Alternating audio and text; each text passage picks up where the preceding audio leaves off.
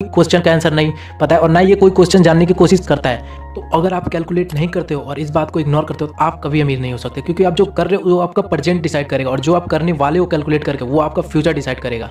इसलिए आपको ये कैलकुलेट करना चाहिए, क्योंकि इससे आपको एक्चुअल अपना वेल्थ पता चल जाता है और आप अपने फ्यूचर के बारे में सोचते हो। तो एक्चुअल वेल्थ से हमें क्या पता चलता है कि मायने ये नहीं रखता कि आपने कितना पैसा कमाया है, मायने ये रखता है कि कितना पैसा आपने बचाया है, कितने पैसे आपके पास सेविंग्स है। फाइनेंशियल एजुकेशन, इस पर थोड़ा टाइम लेना चाहूंगा और थोड़ा डिटेल में बताना चाहूंगा, क्योंकि पूरे बुक का सबसे मेन पॉइंट यही है और अगर आपने ये सीख लिया तो आप आधे अमीर तो यहीं पर बन गए। तो हमारे इंडिया का एजुकेशन सिस्टम बहुत खराब है, खूब पढ़ो, अच्छा नंबर लाओ और फिर एक अच्छी जॉब कर लो, जो हमें नौकर और दूसरों को अमीर बनाने के लिए तैयार किया गया है। और बहुत सारे लोग पढ़ लिख कर मेहनत कर कर डॉक्टर इंजीनियर भी बन जाते हैं, पर वो 9 to 6 के जॉब में ही फंस कर रह जाते हैं और इस चक्कर भी उसे बाहर कभी नहीं निकल पाते, क्योंकि उनको पैसे तो अर्न हो जाते हैं अच्छे खासे, बट वो अपने बिजनेस के बारे में कभी नहीं सोच सकते। और रॉबर्ट कियोसाकी इसी चक्रव्यूह से बाहर निकलने के लिए कुछ एसेट्स और लायबिलिटीज के बारे में बताते हैं। एसेट्स क्या होता है और लायबिलिटीज क्या होता है, इसके बारे में थोड़ा बताना चाहूंगा। एसेट्स जो हमारे जेब में पैसे डालते हैं और लायबिलिटीज जो हमारे जेब से पैसे ले जाते हैं। जैसे एसेट्स में आ गया, आप कोई घर है आपका और उससे आपको रेंट आ रहा है जो आपके जेब में आ रहा है, तो वो आपका एसेट्स में हो गया। और लायबिलिटीज में हो गया आपका, जैसे कोई कार खरीदा है आपने, फोन खरीदा है EMI पर, उसके आप पैसे चुका रहे हो, तो वो लायबिलिटीज में आ गया। लायबिलिटीज को समझने के लिए मैंने 3 पॉइंट्स में डिवाइड किया है, जैसे कि एक पुअर माइंडसेट वाला पर्सन हो गया, एक रिच माइंडसेट और एक मिडिल क्लास लोग हो गए।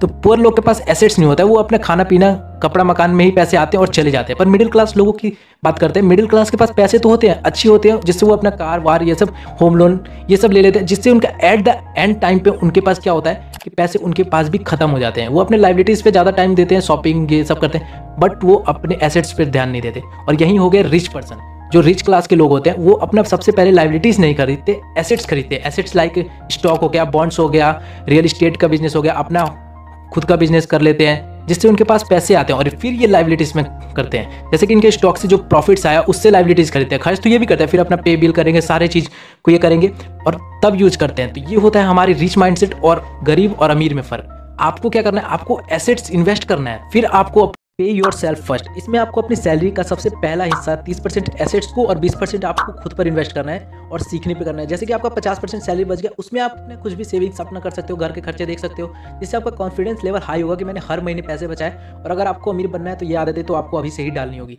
चौथे नंबर पर हमने रखा है माइंड योर ओन बिजनेस। आप करते क्या हो, आपका बिजनेस क्या है। बहुत सारे लोग होते हैं ना अपने प्रोफेशन को अपने बिजनेस से कंफ्यूज कर लेते हैं। जैसे अगर एक टीचर पढ़ा रहा है तो उसका प्रोफेशन है, ना कि उसका बिजनेस है।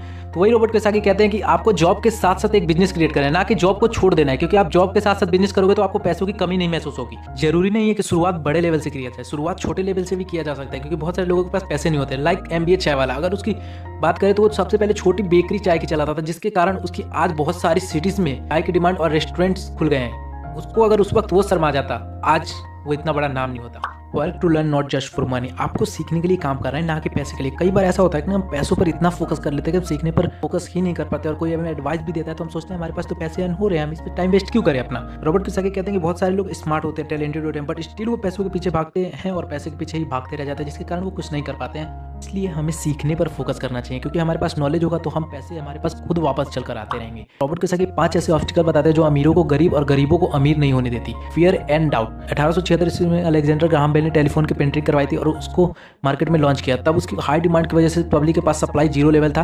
तब वो वेस्टर्न यूनियन के ऑनर के पास गए और विलियम ऑटन को $1 लाख में सेल करने को रेडी थे, बट विलियम ऑटन ने उनके इस प्रस्ताव को ठुकरा दिया और उसको मना कर दिया। तब उन्होंने AT&T को परफॉर्म किया और AT&T को सेल किया। तब से आज तक के बीच में आपको टेलीफोन की डिमांड कितनी थी वो आप देख सकते हो, जो कि विलियम ऑटन की सबसे बड़ी गलती थी। डाउट एंड फेयर के कारण उन्होंने उस कंपनी में इन्वेस्ट नहीं किया। हमारे साथ भी तो ऐसा होता है, डाउट एंड फेयर के कारण हमारे पास जो मौके चल कर आते हैं उसको हम खो देते हैं, जैसे विलियम ऑटन ने किया।